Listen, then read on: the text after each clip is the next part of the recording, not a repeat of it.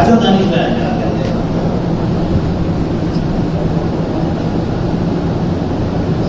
کہاں گیا ہے تھوڑا آگے آگے قریب قریب اٹھائے بہت سب کے نفے کی بات بہت نفے کی بات ہوگی انشاءاللہ. آئیے شرط میں ایسا بیچ میں دیواروں کا ساتھ نوجوان چھوڑ دے امت سہارے کے محتاج ہو گئے اس لیے آپ پریشان ہے. سارا چھوڑو اللہ کا سہارا آگے بڑھو ادھر سامنے آئے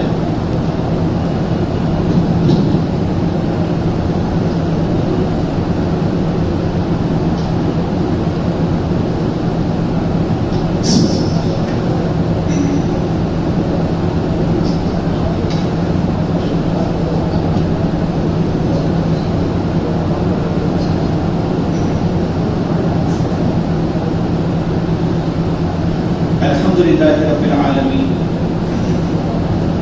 والصلاة والسلام على سید المرسلین فقال اللہ سبحانہ وتعالی فی کلامہ العزیز والفرقان الحمید فاعوذ باللہ من الشیطان الرجیم بسم اللہ الرحمن الرحیم یا ایھا الذین آمنوا ادخلوا فی السلم کافۃ ولا تتبعوا خطوات الشيطان إنه لكم عدو مبين. وقال الله سبحانه وتعالى في موضع آخر بسم الله الرحمن الرحيم يا أيها الذين آمنوا اتقوا الله حق تقاته ولا تموتن إلا وأنتم مسلمون. وقال النبي صلى الله عليه وسلم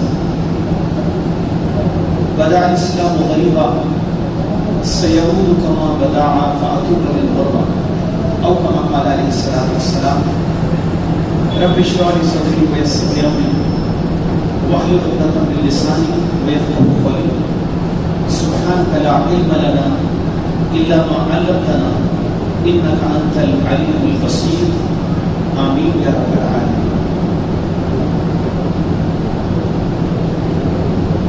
اس مجلس میں تشریف فرما حضرات علماء قابل احترام بزرگوں امت مسلمہ کی بہت ہی قیمتی نوجوانوں اور بہت ہی پیارے بچوں یہ اللہ سبحانہ و تعالیٰ کا ہم سب پر بے پایا احسان ہے کہ رب کونین نے ہم تمام کو ایک مرتبہ اور رمضان کریم عطا فرمایا. اور یہ جملہ رسمی جملہ نہیں بلکہ ہر مسجد میں ہر فرد جب بھی اپنے اڑوس پڑوس میں جو نگاہیں پھیرتا ہے تو محسوس کر لیتا ہے کہ ہمارے بہت سارے ساتھی جو گزشتہ رمضانوں میں ہمارے ساتھ تھے آج ان کی جگہ تو موجود ہے مگر وہ اوجھل ہو چکے ہیں. ایسے بہت سارے ہمارے ساتھی ہیں جو انہی صفوں میں انہی نشستوں پر بیٹھتے تھے. وہ بھی عبادتیں کرتے تھے آگے آگے بڑھ چڑھ کر وہ اللہ کے دین کی مختلف خدمات میں حصہ بھی لیا کرتے ہوں گے مگر آج ایسے بہت سارے افراد ہماری محفلوں سے نشستوں سے اوجھل ہو چکے ہیں اور وہ اللہ کی جناب میں حاضر ہو چکے ہیں. اور یہ اللہ ہی بہتر جانتا ہے کہ ہم میں سے کتنے ایسے لوگ ہیں جو آئندہ سال کا رمضان کو پائیں گے یا نہیں پائیں گے. عین ممکن ہے کہ آج ہمارا مقام یہاں پر ہے آنے والے رمضان میں ہمارا مقام کچھ اور ہو سکتا ہے. یہ صرف اللہ ہی بہتر جانتا ہے. اور یہ غلط فہمی سے بھی ہم نے باہر نکل جانا چاہیے کہ اس دنیا میں بیمار ہی مرتے ہیں یا عمر گزارنے کے بعد ہی کچھ لوگ جاتے ہیں بلکہ ہم تو نوجوانوں کو بھی مرتے ہوئے دیکھتے ہیں. چھوٹے چھوٹے بچے بھی ہم سے رخصت ہوتے ہیں. تو اللہ تعالیٰ سے دعا کرتے کہ رب العالمین جتنے بھی لوگ اس دنیا سے رخصت ہو گئے اللہ تعالیٰ انہیں درجوں کو بلند فرمائے اور جو لوگ ہم باقی ہیں تو اللہ تعالیٰ ہمیں اسلام کی زندگی اور ایمان کی موت عطا فرمائے. یہ تو گزرنے والے لوگوں کی بات ہے ورنہ ایسے بہت سارے لوگوں سے ہم بھی واقف ہیں آپ بھی واقف ہو گے جو باوجود خواہشوں کے بیماریوں کے سبب اللہ کے دروں پر حاضر نہیں ہو سکتے. ایک بزرگ کو میں جانتا ہوں، وہ روزانہ کئی مرتبہ ہوتے ہیں، اور اس کی وجہ یہ ہوتی ہے کہ مجھ سے میں اس قابل نہیں کہ میں مسجد تک پہنچ سکتا. اب میرے پاؤں گواہیاں دیتے ہیں، میرا جسم جواب دیتا ہے، اور وہ مسجد تک نہیں پہنچ پاتے. تو جس قدر اللہ تعالیٰ نے یہ طاقت قوت ہمیں عطا فرمائی، اس میں ہم اللہ کی رحمتوں کو اپنے گناہگار داموں میں سمیٹنے کی کوشش کریں. جس قدر وقت ہمارے پاس ہے، یہ رمضان کریم کا مہینہ بھی اسی لیے ہے تاکہ ہمارا گناہگار دامن وہ اللہ کی رحمتوں کے ذریعے سے فیضیاب ہو جائے. اس مہینے میں کئی ہزار انسان ایسے ہوتے ہیں جن کے جہنم کے فیصلے کو اللہ تعالیٰ اپنی رحمت واسعہ سے جنت کے فیصلے کو تبدیل فرماتا ہے. اللہ کی رحمت واسعہ موسلا دھار برس رہی ہے. بس وہی کامیاب بندے ہیں جو اس مہینے کا استعمال کریں اور اس رمضان کے مہینے کو پانے کے بعد اپنی مغفرت کا ذریعہ کریں یا اپنی مغفرت کی کوشش کریں. میرے بھائیوں، علماء کرام سے ہم نے بہت ساری چیزیں اس درمیان سنی، لیکن آج کی اس محفل کو میں غنیمت جانتے ہوئے 2-3 باتیں آپ سے بہت اختصار کے ساتھ کہنا چاہتا ہوں. یہ جو روزے ہم رکھ رہے ہیں، تو روزے میں بڑی دھوپ بھی ہے، بڑی شدت کی دھوپ ہے.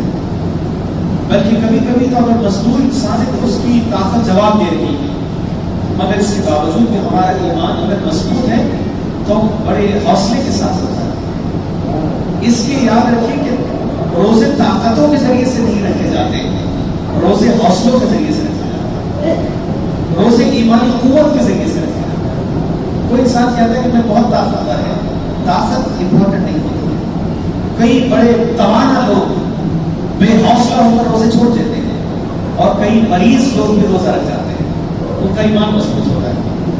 لیکن میرے بھائی سوال یہ پیدا ہوتا ہے کہ آخر وہ روزے رکھتے کیوں؟ کیا سبب ہے کہ ہم روزے رکھ رہے ہیں؟ وہ تو یقیناً قرآن میں اللہ نے فرمایا کہ کتب علیکم الصیام، تم پر تو اے ایمان لانے والے روزے کو فرض کیا جاتا ہے. لیکن روزے کی فرضیت کا جواز کیا ہے؟ اس کا مقصد اولین کیا ہے جس کے لیے روزہ رکھ رہے ہیں؟ کیا ہمیں بھوک لگتی ہے اور پیاس لگتی ہے اور تڑپ جاتے ہیں تو رب العالمین کو خوشی ہوتی ہے؟ ایسی بات نہیں ہے. بلکہ اللہ تعالیٰ نے صرف ایک جملے میں اس کا جواب دیا کہ اس پورے روزے کی مشقتوں کو جو تم برداشت کر رہے ہو، صرف اس کا ایک ہی مقصد ہے، اور وہ مقصد کو قرآن مقدس میں اللہ نے فرمایا کہ لعلکم تتقون. اللہ تعالیٰ اس روزے کی مشقتوں کے ذریعے سے تمہارے وجود میں تقویٰ پیدا کرنا چاہتا ہے، خدا خوفی پیدا کرنا چاہتا ہے، اللہ کا ڈر پیدا کرنا چاہتا ہے. میرے بھائیوں ذرا غور کیجیے کہ ہم نماز بھی تو پڑھتے ہیں، ہم زکات بھی تو دیتے ہیں، ہم حج بیت اللہ بھی تو کرتے ہیں، کتنے ہی نیک کام کرتے ہیں، مگر وہ سارے کاموں کو تقوی سے وابستہ نہیں کیا گیا. کیوں نہیں کیا گیا؟ آپ نماز پڑھتے ہیں تو آپ کی گلی کے سارے لوگ آپ کو نماز کہتے ہیں، کہتے ہیں بڑے متقی آدمی ہیں ہماری گلی کے نماز کیا. آپ صدقہ خیرات کریں تو لوگ آپ کو بڑا غنی انسان کہتے ہیں کہ بڑے اللہ والے، آپ اللہ کے راستے میں خرچ کرتے ہیں. آپ اگر حج کر لیں تو پھر ایک ٹائٹل بھی ہمارے ساتھ ہوتا ہے. لیکن روزے کی عبادت میرے بھائی کو ایسی عبادت ہے کہ جس کا علم صرف اللہ کے سوا کسی کو نہیں ہوتا. میں کہوں کہ میرا روزہ ہے، آپ کو یقین کرنا پڑے گا. میں کہوں کہ میرا روزہ نہیں ہے، تب بھی آپ کو یقین کرنا پڑے گا. یہ وضو خانوں پر جو 50 لوگوں نے ابھی وضو فرمائے، ایک کے بازو میں ایک کے پیچھے 4 لوگ کھڑے ہیں انتظار میں. آپ وضو کر رہے ہیں، وضو میں کلی کر رہے ہیں. کلی کرتے ہوئے اگر ہماری کوشش یہ ہوتی ہے کہ پانی کا ایک بوند بھی ہمارے حلق کے نیچے نہ ہوتا جائے. میرے بھائیوں سوال میں آپ سے پوچھتا ہوں، ایک بوند تو چھوڑ دیجیے، اگر 5-6 گھوڑ بھی پانی کے آپ پی لیں تو آپ کے بازو والے کو بھی پتہ نہیں چلے گا کہ آپ نے پانی کے 5 گھوڑ پی لیے. کون روکتا ہے آپ کو پانی پینے سے؟ ہمارا وہ احساس ہمیں روکتا ہے کہ میرے حلق کی کیفیت کو کوئی نہ دیکھے، مگر میرا وہ خدا مجھے دیکھ رہا ہے جس کے لیے میں نے روزہ رکھا ہے. اور یہی احساس کی آبیاری یہ روزہ چاہتا ہے کہ انسان سال کے 11 مہینوں میں بھی یہی سوچے کہ مجھے میرا پروردگار دیکھ رہا ہے. روزے میں پانی کا ایک بوند نہ اتر جائے اس کی تو کوشش ہوتی ہے، مگر مارکیٹس میں جب ڈنڈیاں مار دی جاتی ہیں، کیا ہم اللہ سے اپنے آپ کو چھپا سکتے ہیں؟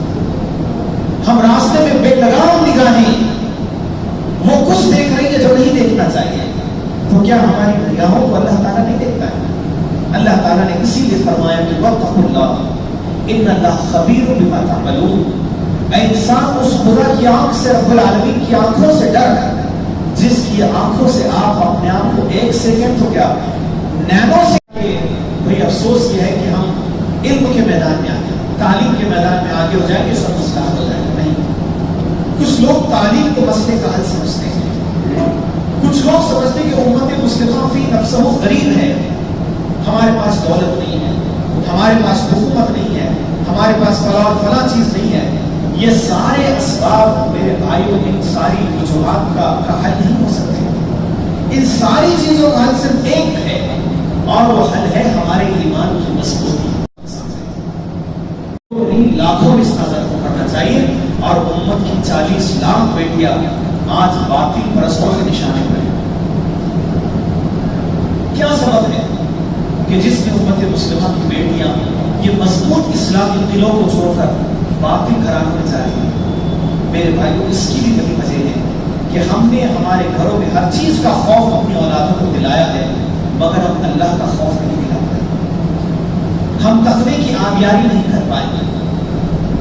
یہی وجہ ہے کہ ہمارے خاندانوں میں، خود آپ چھوڑ دیجیے سارے ملک بھارت میں آپ کو اس شہر جلگاؤں کی بات بتاتا ہوں۔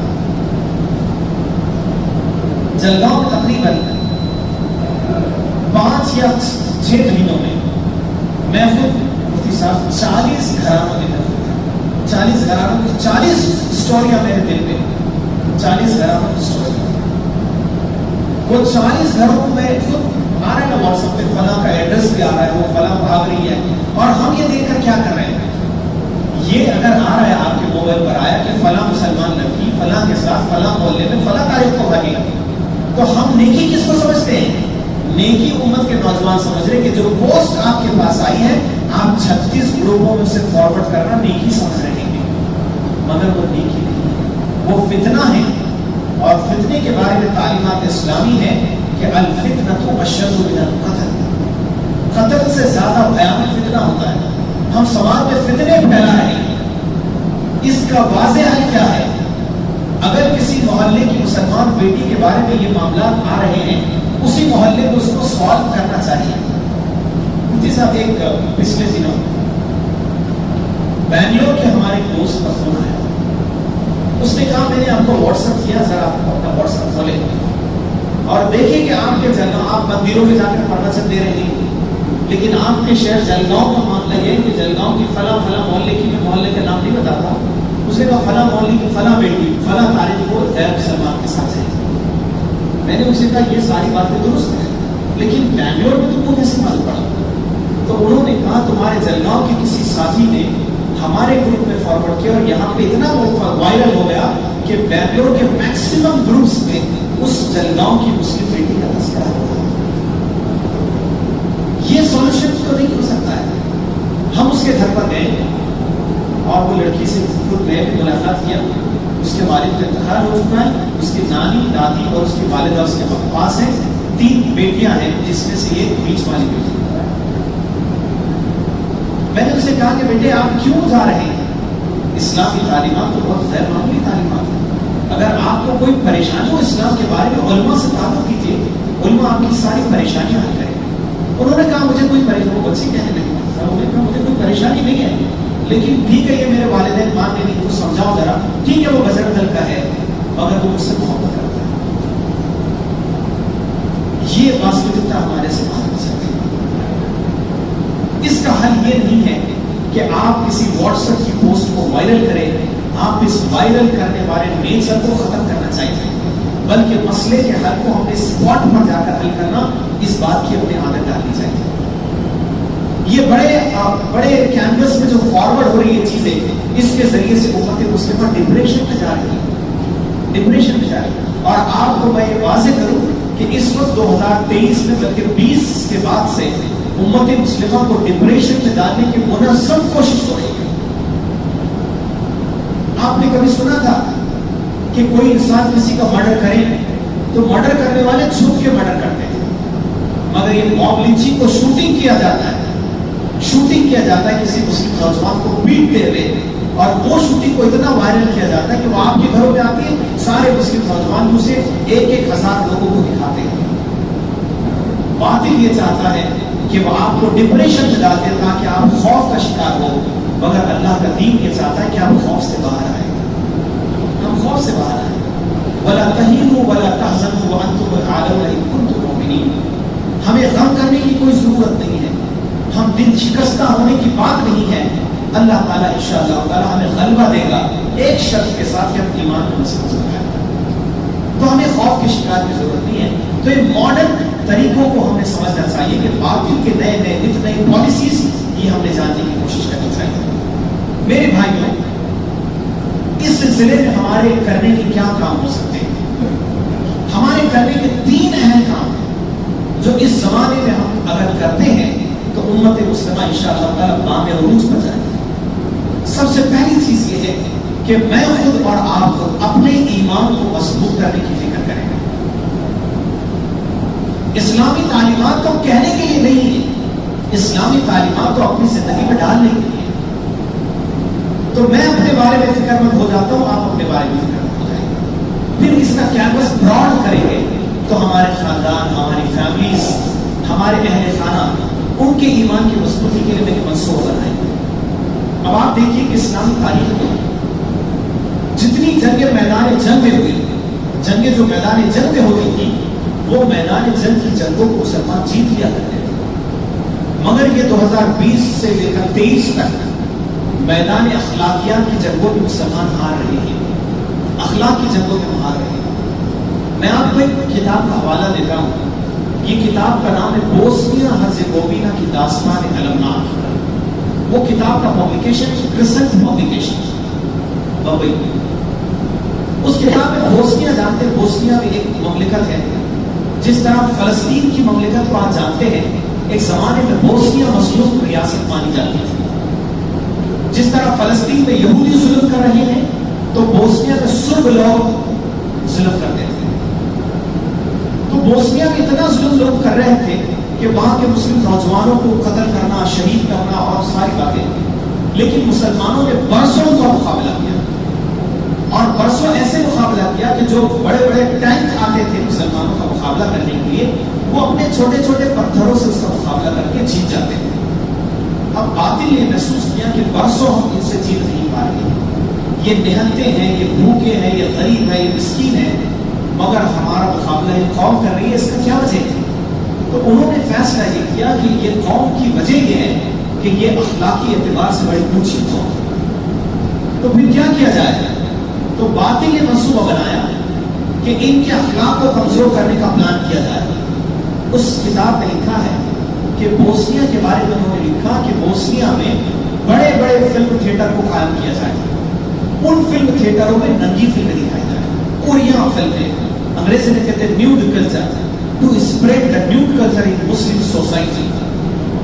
انہوں نے یہ پلاننگ کیا اور وہاں پر اوریا تصویریں آویزاں کی گئی، ننگی فلمیں دکھائی گئی، اور اس کتاب میں لکھا ہے کہ صرف 7 برسوں میں امت مسلمہ کے نوجوان جن سے مساجد بھری ہوتی تھی، اب یہ مساجد خالی اور فلم تھیٹر آباد ہو گئے۔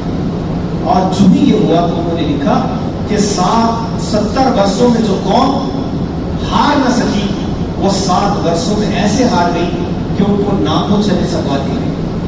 وہاں پر مسلمانوں کے خون کی ہولی کی گئی، اور وہاں پر صرف فوجیوں نے اپنے جھنڈے قائم کر دیے اور یہودیت اس ملک میں داخل۔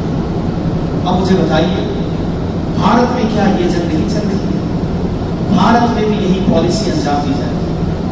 فلم تھیٹر میں مسلم نوجوان جانے میں شرماتے تھے، ذرا ہیزیٹیٹ ہوتے تھے، لیکن آج ہر مسلم نوجوان کے ہاتھ میں ایک بڑا تھیٹر موجود ہے۔ کئی والدین حضرت یہ بات فرماتے ہیں کہ ہمارے بچوں کو جب آدھی رات کو اٹھ کر ہم دیکھتے ہیں تو معلوم یہ ہوتا ہے کہ وہ رضائی میں موبائل دیکھ رہا ہے، وہ اپنے بلینکٹس میں اوڑھ کر موبائل سے دیکھ رہا ہے۔ میں ایک بات آپ سے ایک سوال کرتا ہوں، اشارے میں بولتا ہوں، آپ انڈرسٹینڈ کیجیے۔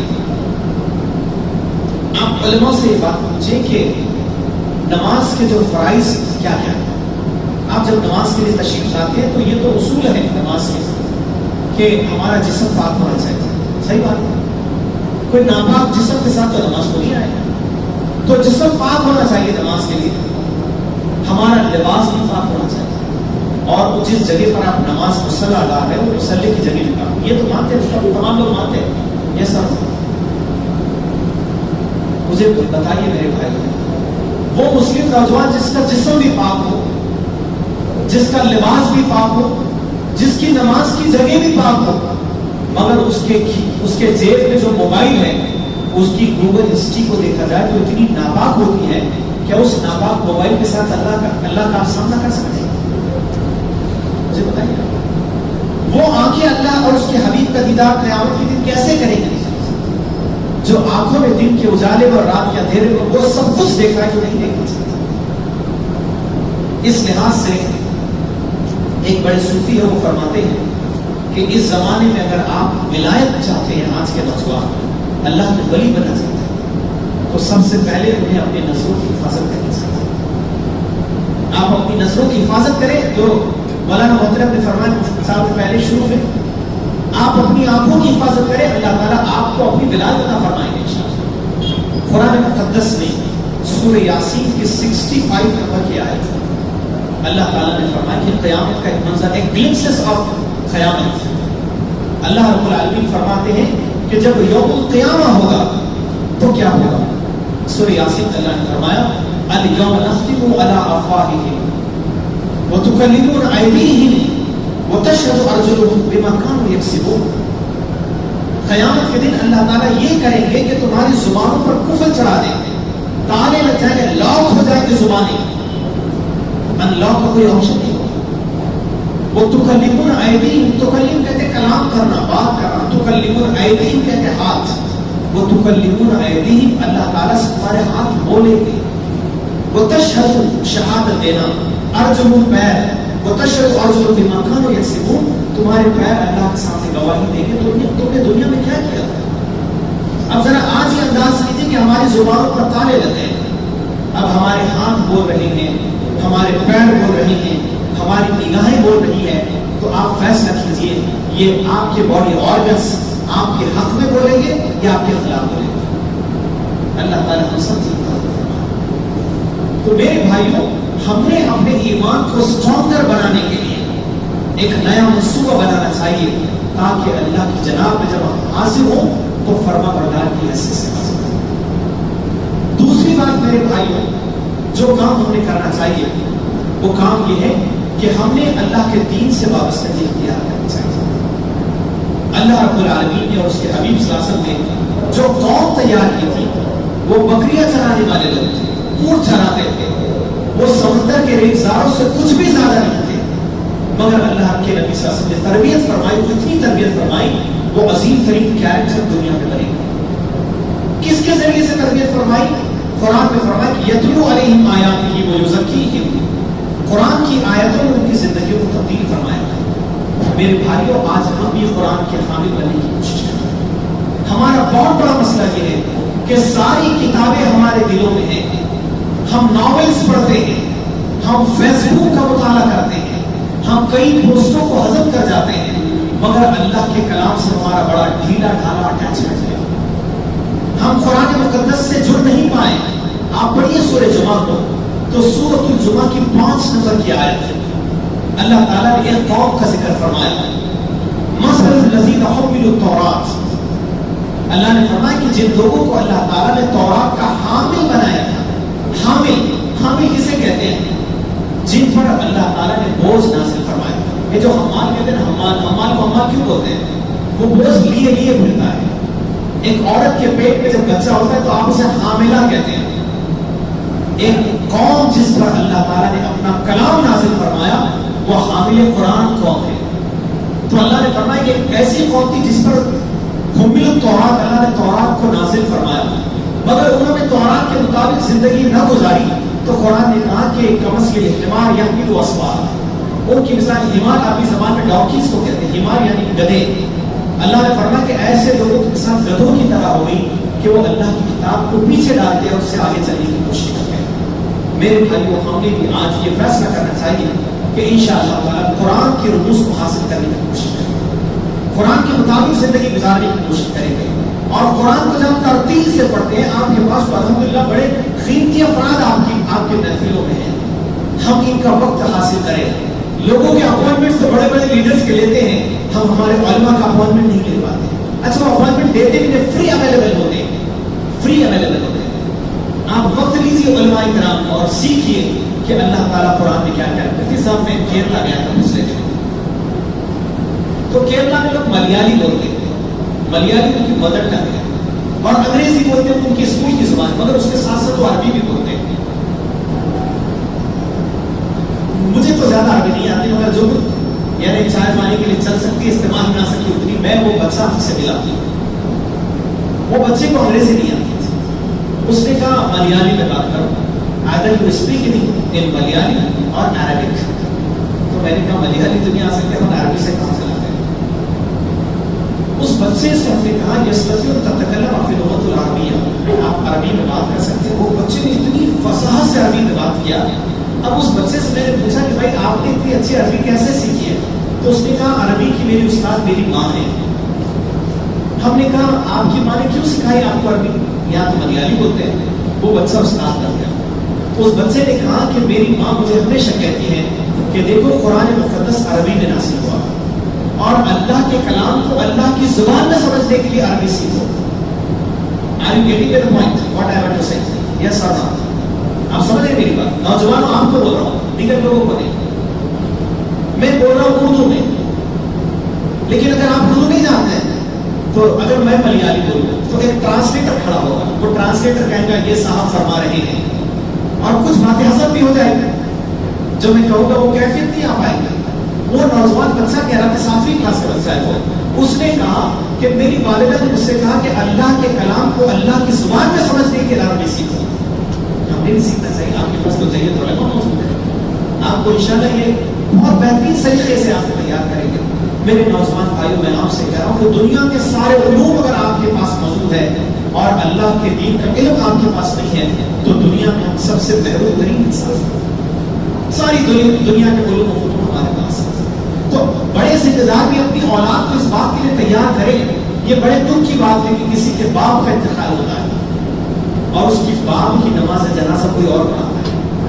ہونا تو یہ چاہیے کہ اس باپ نے اپنے بچے کو تیار کرنا چاہیے کہ اگر میں مر جاؤں تو میرے جنازے کے سامنے تم نے کھڑے ہو کر میری نماز جنازہ پڑھانے. مستحب ہے، یہ مستحب ہے، مگر ایسا نہیں ہو پاتا. ہم اپنے اولاد کو تیار کریں کہ بیٹے دیکھو جو دکان میں نے شروع کی تھی اب میں بوڑھا ہو گیا، اس کو برابر سنبھال لینا، اس کو یہ سنبھال لینا. وہ ساری دنیا کی دولتیں اس کے سپرد کر رہی ہیں مگر اب اللہ کا دین اس کے سپرد نہیں کر پائے.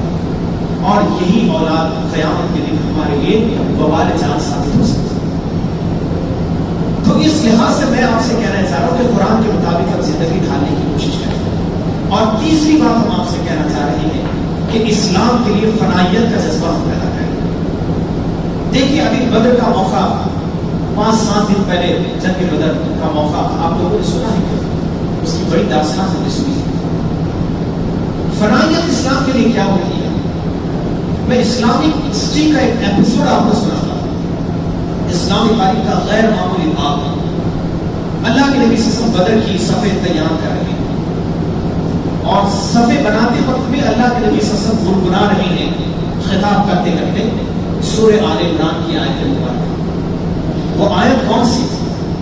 قرآن مقدس کی آیت جس میں اللہ نے فرمایا وَسَارِعُوا إِلَىٰ مَغْفِرَةٍ وَجَنَّةٍ عَرْضُهَا السَّمَاوَاتُ وَالْأَرْضُ أُعِدَّتْ لِلْمُتَّقِينَ. اس کا ترجمہ یہ ہے کہ اللہ تعالیٰ فرماتے ہیں کہ دوڑو، سبقت کرو، کمپیٹ کرو، مقابلہ کرو اللہ کی مغفرت کے لیے اور جنت کے لیے جس کا طول اور زمین و آسمان کے برابر ہے. سارے لوگ سن رہے ہیں. ایک صحابی رسول کھڑے ہیں، حدیث میں ان کے بارے میں ملتا ہے کہ اس حالت میں کھڑے کہ ان کے ہاتھ میں کھجوریں ہیں اور ایک کھجور ان کے منہ میں جانے ہی والی تھی. وہ جیسے سنتے اللہ کے نبی صلی اللہ علیہ وسلم سے تو کہتے ہیں بخی بخی، عربی میں کہتے ہیں واہ واہ کیا بات ہے. عام طور پر کسی شاعر کی شاعری کو سن کر جب مدہوش ہو جائے تو کہتے ہیں واہ بخی بخی کیا بات ہے. سارے لوگ کہتے ہیں کہ تم بخی کیوں کہتے واہ واہ؟ انہوں نے کہا میں نے میرے حبیب سے سنا ہے کہ جنت بہت عظیم ہے. اب وہ اللہ کے نبی صلی اللہ علیہ وسلم سے پوچھتے اللہ کے نبی صلی اللہ علیہ وسلم اگر بدر میں شہید ہو جاؤں تو مجھے کیا ملے گا؟ تو کہا وہی جنت ملے گی جس کا وعدہ اللہ نے فرمایا۔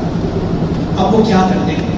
وہ اپنے ہاتھوں کی کھجوریں پھینک دیتے ہیں، اور یہ جملہ تاریخ میں ملتا ہے کہ وہ کہتے ہیں کہ اب دنیا میں یہ کھجوریں نہیں کھاؤں گا، انشاءاللہ تعالی میں شہید ہو کر جنت میں کھجوریں کھاؤں گا۔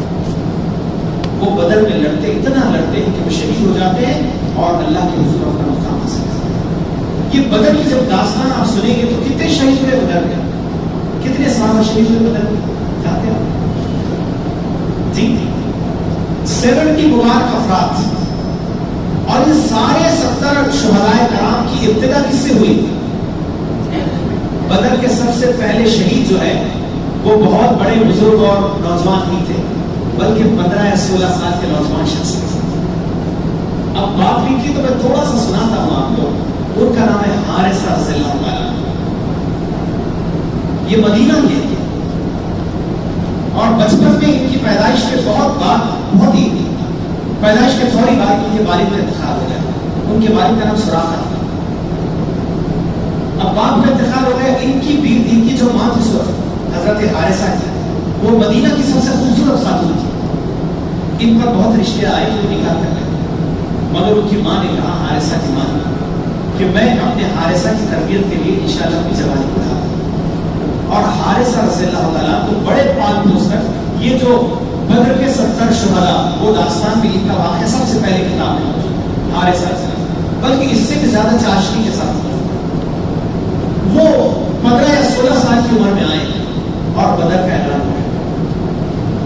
تو اس زمانے میں جب بدر میں بلاتے تھے، ہم اللہ کے راستے میں آج بھی ہمارے اہتمام کے ساتھ بلاتے ہیں، ہم اپنے آپ کو بچاتے ہیں، ہم چھپ جاتے ہیں، نوجوانوں سے بات یہ نہیں، چھپ جاتے ہیں، مگر وہ لوگ گھروں سے نکلتے تھے، دوڑتے تھے۔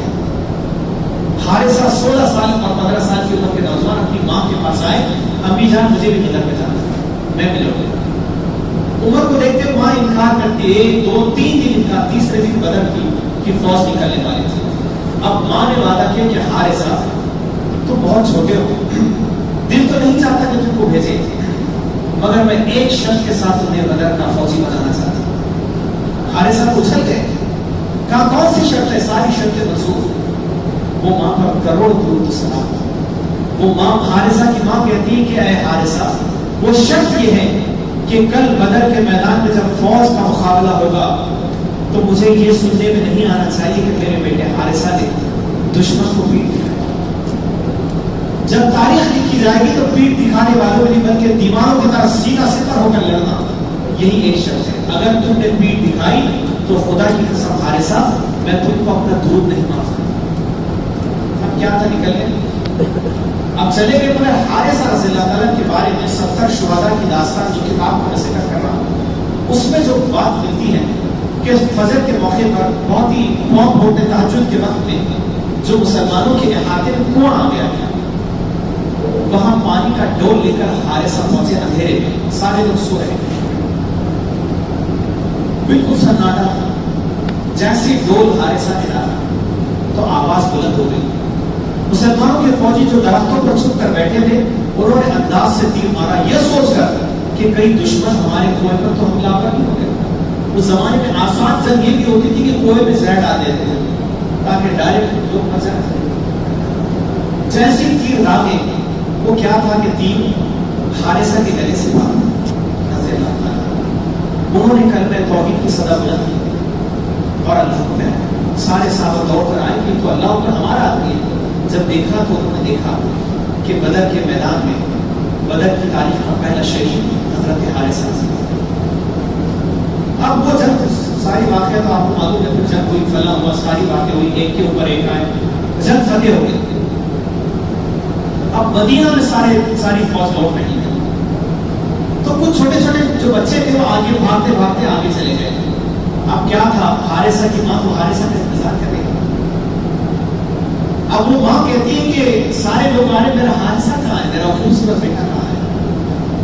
اب وہ بچے تھے، انہوں نے کہتے کیا کہنا آپ کو، حارثہ تو ضائع ہو گئے، وہ بدر کی جنگ میں نہیں شہید ہوئے بلکہ وہ یوں ہی ضائع ہو گئے۔ وہ اتنا رونے لگی ماں کہ جس کے لیے میں نے اپنی زبان ڈالا، حارثہ ضائع ہو گئے، اتنا چیخ کر رونے لگی کہ وہ آوازیں اللہ کے نبی صلی اللہ علیہ وسلم کے کان تک پہنچی۔ ماں کہنے لگی کہ اے میرے رسول صلی اللہ علیہ وسلم، میرے حبیب، مجھے آپ بتائیے، آپ کی زبان سے میں سننا چاہتا ہوں کہ حارثہ کا کیا ہے؟ وہ کہتے کہ اب سمجھ گئے کہ معاملہ بڑا سنگین ہے۔ اللہ کے نبی صلی اللہ علیہ وسلم نے فرمایا کہ اے ام حارثہ، خدا کی قسم، جب بدر کی تاریخ لکھی جائے تو بدر کی تاریخ میں سب سے پہلا شہید تیرا بیٹا۔ اب وہ خوشی کے مارے مسکراتی ہیں، مبارکباد دیتی ہیں اور کہتی ہے اللہ تیرا شکر ہے کہ میرا بیٹا کھا۔ اب مجھے بتائیے، جب ایسی تربیت ماؤں کی ہو جائے گی، کون بجرنگ دل کا نوجوان لے کر بھاگ سکتا ہے کسی سے؟ ابھی گزشتہ برسوں میں نے دیکھا انڈیا ٹوڈے میگزین انگریزی اردو میں آرٹیکل آتا تو ہم سمجھتے کہ اپنے والے کا، غیر مسلموں نے آرٹیکل لکھا کہ مسجد اقصی فلسطین کے پڑوس میں ایک منڈپ لگا ہوا ہے، خیمہ منڈپ، اور اس میں مٹھائیاں بانٹی جا رہی ہیں، خوشیاں منائی جا رہی ہیں۔ تو وہ جو یہودی ہوتے ہیں نا، یہودی وہاں پر جو ٹی وی کے اینکر ہوتے ہیں، پترکار ہوتے ہیں، وہ پترکار کو لگا کہ یہاں پر بھی عام طور پر اپنے علاقوں میں تو منڈپ لگا، اس کا مطلب ایک تو شادی ہے، ولیمہ، چلے یا چھٹی ہے۔ وہ پترکار اس خیمے میں گیا تو وہ بڑا مبہوت ہو گیا، پاگل ہو گیا۔ اس نے دیکھا کہ یہاں تو کوئی شادی نہیں ہے، بلکہ بزرگ خاتون لوگوں کو مٹھائی بانٹ رہی ہے اور لوگ اسے گلے مل رہے، فلسطین گلے مل رہے، مبارکباد ہے۔ اس نے کہا ماجرا ہے؟ وہ بوڑھی خاتون کو اس نے انٹرویو لیا، میرے بھائی کو خدا کی قسم آپ بھی پاگل ہو جائیں گے۔ اس نے بوڑھی عورت سے پوچھا کہ کیا خوشی منا رہے ہیں آپ؟ وہ بوڑھی خاتون نے کہا کہ مبارکباد کی وجہ یہ ہے کہ مجھے 6 بیٹے ہیں اور میرے 6 کے 6 بیٹے آج مسجد اقصی فلسطین کو آباد کرانے میں شہید ہوئے، اور اس بات پر میں مبارکباد پیش کرتا ہوں۔ اب مجھے بتائیے، کیا ہمارے گھرانوں میں ہم نوجوانوں کو ایسے تیار کرتے ہیں؟ ہم تیار کرتے ہیں اچھی نوکری کے لیے، ہم تیار کرتے ہیں اپنے بزنس کو سنبھالنے کے لیے، ہم تیار کرتے ہیں اپنی نسل کو چلانے کے لیے، مگر مبارک ترین ہے وہ لوگ جو اسلام کو سر بلند کرنے کے لیے اپنی نسل کو تیار کرتے ہیں۔ تو میرے بھائیوں، میں نے اپنی پوری گفتگو میں آپ سے جائے، قرآن مقدس میں سورۃ الصف کی 7 نمبر کی آیت ہے، اللہ تعالیٰ نے فرمایا یریدون لیطفئوا نور اللہ بافواہہم واللہ متم نورہ ولو کرہ الکافرون۔ اللہ نے فرمایا کہ یہ لوگ اپنے منہ کی بھوکوں سے اللہ کے نور کو بجھانا چاہتے ہیں، اور اللہ تعالیٰ کا یہ فیصلہ ہے کہ واللہ متم نورہ، اللہ اپنا نور پورا پھیلائے گا، ولو کرہ الکافرون، چاہے کافروں کو ناگوار محسوس کرے۔ تو میرے بھائیوں، آج پوری دنیا میں جو اسلام کی مخالفت ہو رہی ہے، یہ نور خدا کو مٹانے کے لیے ہو رہی ہے۔ اور کسی شاعر نے کہا تھا کہ نور خدا ہے کفر کی حرکت پہ خندہ زن، نور خدا ہے کفر کی حرکت پہ خندہ زن، بھوکوں سے چراغ بجھایا نہ جائے، اور فانوس بن کے جس کی حفاظت ہوا کرے، وہ شمع کیا بجھے جسے روشن شدہ۔ جو ایمان ہمارے دلوں میں ہے، یہ ایمان ہماری روشنی نہیں، یہ اللہ کی روشنی، اللہ کا نور ہے، اور قیامت تک یہ نہیں بجھے گا۔ ہم حوصلے کے ساتھ اپنی نوجوان نسل کو تیار کریں۔ یہ رمضان جہاں دعاؤں کی قبولیت کا موقع ہے، تو میرے بھائیوں، ہم پوری امت کے لیے دعا کریں۔ چیچنیا، بوسنیا، فلسطین، ہرزیگووینا، کشمیر، لیبنان، شام، ترکی، خود ہمارا ملک بھارت، ہمارا ضلع اور ہمارے ضلع کے کچھ مقامات، وہ سارے کے سارے امت کے افراد ہماری دعاؤں کی مستحق ہیں۔ زکوٰۃ بانٹتے یہ دکھ جاتی ہیں، جب دعائیں مانگی جاتی ہے دکھتی نہیں، قبول ہو جاتی ہے۔ اللہ سے دعا کرنے کے رکھنے اور ایمان پر مرنے کی توفیق اور حوصلہ عطا فرمائے۔ اور اے پروردگار کائنات، جتنی زندگی ہماری بے حوصلہ گزر گئی، جتنی گناہوں میں ملوث گزر گئی، اللہ تعالیٰ اس کو معاف فرما کر ہمیں ایک نئی مثبت زندگی گزارنے کی اللہ تعالیٰ ہمیں توفیق بھی دے، قوت بھی دے، حوصلہ بھی دے، صلاحیت بھی دے اور صالحیت بھی عطا فرما۔ آمین وآخر دعوانا اللہم صل علی مولا میرے مولا، مولا میرے مولا۔